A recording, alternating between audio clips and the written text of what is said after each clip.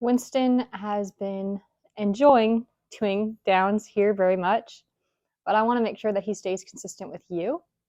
So it's going to be very important that you practice this regularly to make sure that he stays sharp with it and that he understands it with you as well. Now, what our goal is with our downs and our downstays is that we are able to stand up straight, ask him down, have him down anywhere, and stay until he's released. Right? Those are, what our goals for any command. However, he's only been doing this for a couple of weeks. He's been doing it mostly with me. So you might run into some instances where you're in a new area or an exciting area, or he's just getting a little bit confused.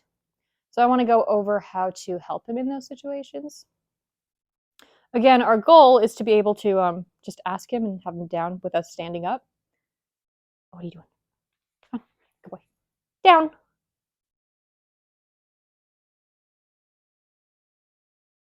Good.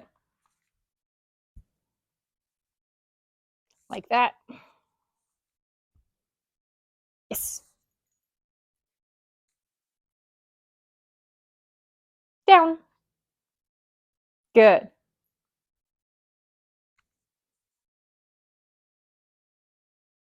And then again, I want him staying in a down until I release him. If he doesn't, I'll just tell him nope and get him back into a down, and then reward him once he's been able to settle there for a minute. Good.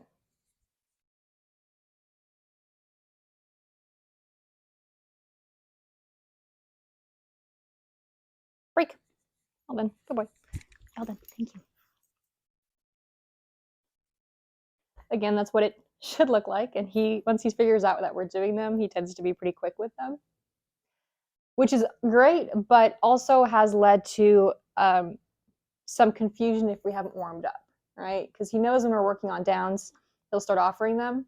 But sometimes if we're in a new place or we're just starting out and I ask him to down, he isn't really paying attention to the word so much.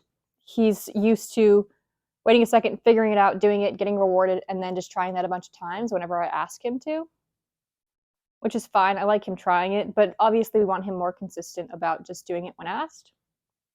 So when you're practicing, there's a few things to do if he's struggling, or if he's being slow, or if he's wandering off, or he just doesn't really want to listen to you. We can start with food, and we can lure him into a down.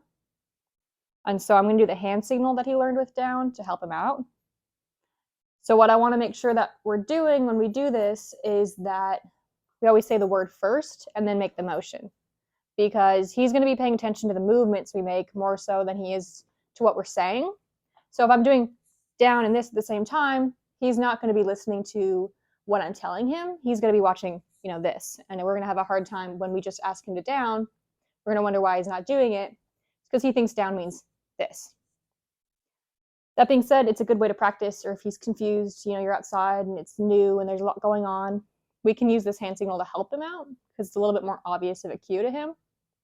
But I want you to make sure that when you're practicing like that, or if you have to use it, that you're still saying the word first and then following with the cue.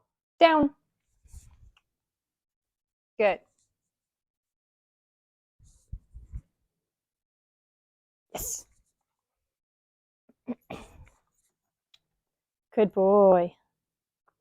Now, I've stopped rewarding him for offering downs when I don't ask for them, because I want him to start to discriminate between me asking for them versus him just offering them.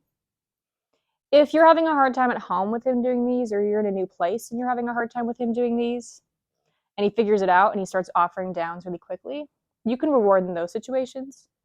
But when he's really consistent about doing them and he just likes squatting down, I want to wait and make sure that I'm asking him to down first, so that he starts paying attention to, the cue that's given to him, and understanding that he has to do down, or he's only going to get a reward for down if I say that word in the first place. Down. Good.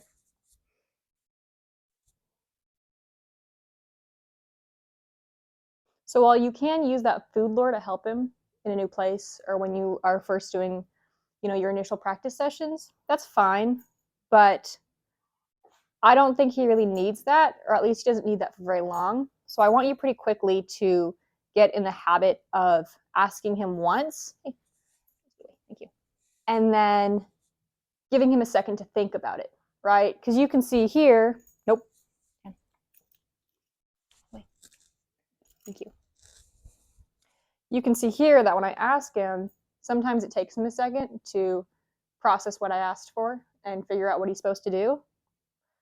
I don't mind that waiting, right? That's him thinking, that's him figuring it out in his head. And that's how we're going to get a much stronger response to our first cue rather than having to give him a hand signal and having to, wait for him to figure it out. Oh, damn. Waiting for him to figure it out what we're practicing.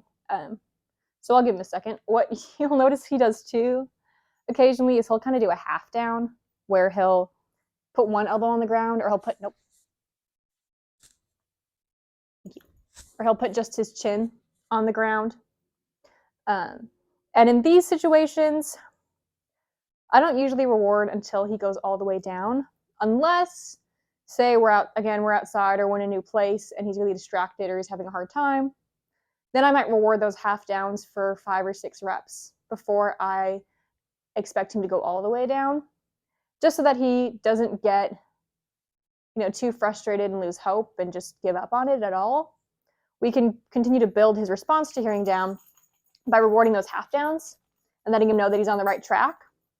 And then after he gets pretty consistent with those, we can start asking him to go further and making him go all the way down. You'll kind of know if this is the case if you ask him to down and you wait, and he half downs and you wait, and he never finishes. He gets up and wanders off. You call him back to you, ask him to down again, and he just gives up and walks away the first try. That means that he thought he was trying the right thing the first time. We didn't reward him, and he figured out, it's just not right. I'm just going to give up. I don't know what you want. If we reward those half downs, we at least are encouraging him to keep trying and to keep on that right path. And then after he gets pretty reliable about offering those, I'll stop rewarding for those. I might ask him to down again and give him a little bit to think about how he should proceed from there. Once he's confident that he knows, he's supposed to start going down, and then he'll try a little bit further and go all the way down.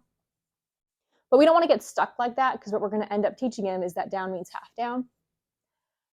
So it's just like a session or two of working on those half downs if you have to, before you start expecting him to go all the way down. Inside, he absolutely can lay all the way down. Outside, he's been pretty good about that, except on the wet grass. He still will struggle with it occasionally. So those are situations where we might start with some luring, or we might start with some rewarding of those, like elbow on the ground, and then ask for more. Yes. You also might have noticed that when he was supposed to be in a downstay and he popped up a couple of times, I could lure him back down, or I could hook a finger in his collar and guide him back down. I don't mind luring him back down when we're practicing, or if he's, confused about the behavior, because I'm teaching him what the correct behavior is. However, if he decides to stop doing downs because he's bored or he just thinks we're not paying attention to him, and he decides to break that stay and leave, I don't mind hooking a finger in his collar and guiding him back down and saying, sorry, bud, you just got to do this. This is just not optional. You got to stay down. Rather than, luring him back down and rewarding him for going back down. We can practice this specifically so that he's not resistant about it. So when you're practicing your downs, again, same with recalls, a couple short sessions throughout the day, 5 to 10 reps of down, 10 to 15, what you have time for, how motivated he is. You can do more than that if you feel like. We can start with just asking him for those downs, and then again, helping him if he needs with a hand lower, or rewarding those half downs. Although inside, I would like you waiting and seeing if he can commit all the way without help. But after those first, 5, 10 reps of just verbals and reward, we can practice having him down for that leash pressure. And so that's just going to look like us hooking a finger under his collar, down, and putting slight pressure downward. Good. And that's going to be a good thing to practice so that he's very reliable about it. So if you're out around distractions, you can use that to get him to lay down or go back to laying down and not have him frustrated or struggling against it. Good. Yes.